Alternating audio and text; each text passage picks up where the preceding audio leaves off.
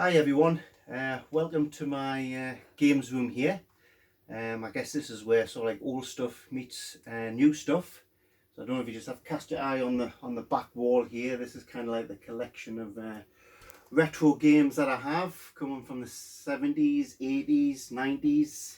Of course, the good old BBC there, all the way to all the latest stuff, which is what I'm going to be concentrating on, which is the Xbox and the PlayStation over there. And basically the idea of this video is just to basically show you what I talked about a year ago, which was basically Appsanywhere running on games consoles. So what I've got here is I've got the Xbox running. I've got a keyboard attached to the Xbox, and I'm just going to give you a little demonstration of what you can do. I'll just run through some HTML5. So just to prove that it is an Xbox, if I just toggle over there, there's obviously Fortnite running in the background, logging on.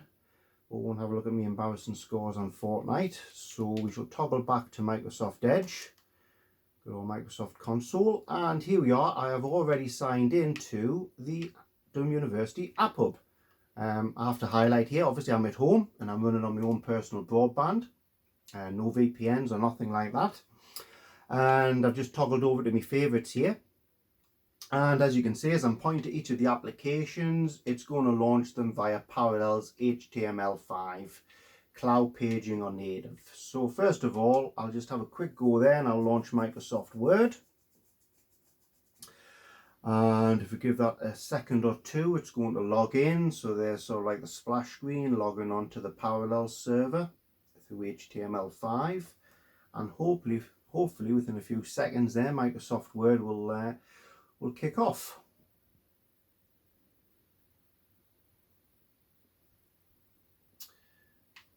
Tick, tick, tick, live demos. You know I'm a glutton for live demos. So there's Microsoft Word running on an Xbox console. Double click there to click a blank document, and I've got the keyboard. If you just come down to me here, Chloe, there, I've got the keyboard here. So flash up onto the screen there, and I just say, hello, I'm on my Xbox working hard. Yeah, but you get the idea. I haven't actually plugged a mouse into the Xbox. I'm just using the mouse controls through the Xbox controller, but the mouse could be on there. So this just highlights that the Xbox, you know, it's not such a gimmick having things on there. And obviously this is a 40 odd inch screen, so I've got a lot of screen real estate there.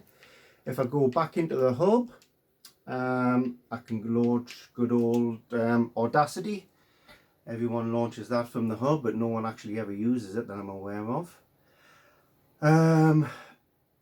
So this will jump in. Microsoft Word should still be running in the background, and we should have Audacity sitting on top of that. So there's Word, and so Audacity is a cloud paging app there, so it's going to initialize through cloud paging. So you're seeing Appsanywhere launches twice really, and give it a second or two, and hopefully Audacity should pop up on the screen. Tick, tick, tick, live demo. There you go, Audacity. Don't ask me what to do on Audacity. Just gonna OK to that help screen, and there's Audacity running on the screen. If I go back into the App Hub again, let's just try something else. We are on a games console. We're in a retro room here, so I'm just going to launch MAME, which is cloud paged. I'll click launch MAME, kicks off a new tab. So this is one of the issues, a little issue that we've got with HTML5, that each app we launch from the App Hub keeps on launching in a new tab. This is an Xbox issue, so if you just look at the old tabs, it does say the session was disconnected.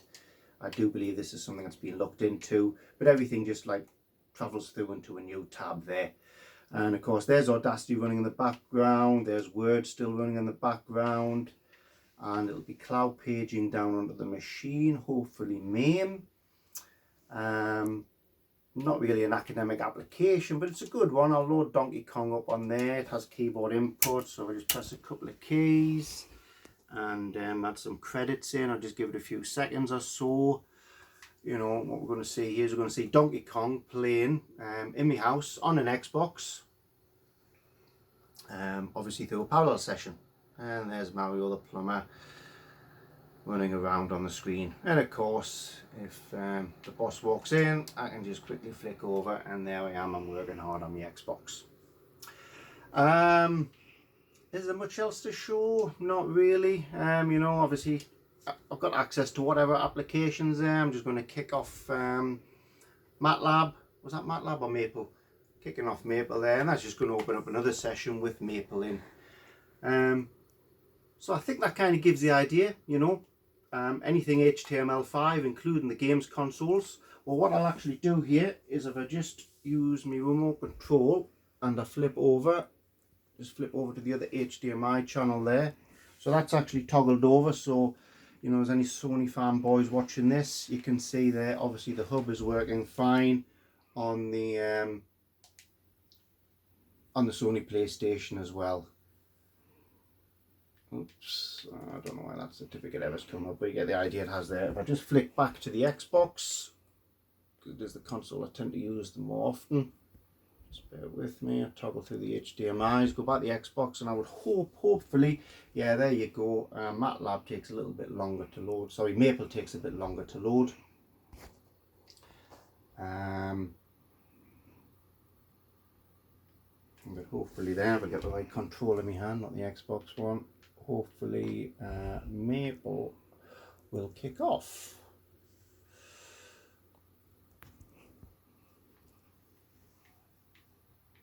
I'll just leave that running there. We'll just come back to that screen. And if you just have a look over here, Chloe. So something else I did mention last Christmas is, you know, I had this idea, this dream that I was going to get Appsanywhere running on the good old BBC Micro.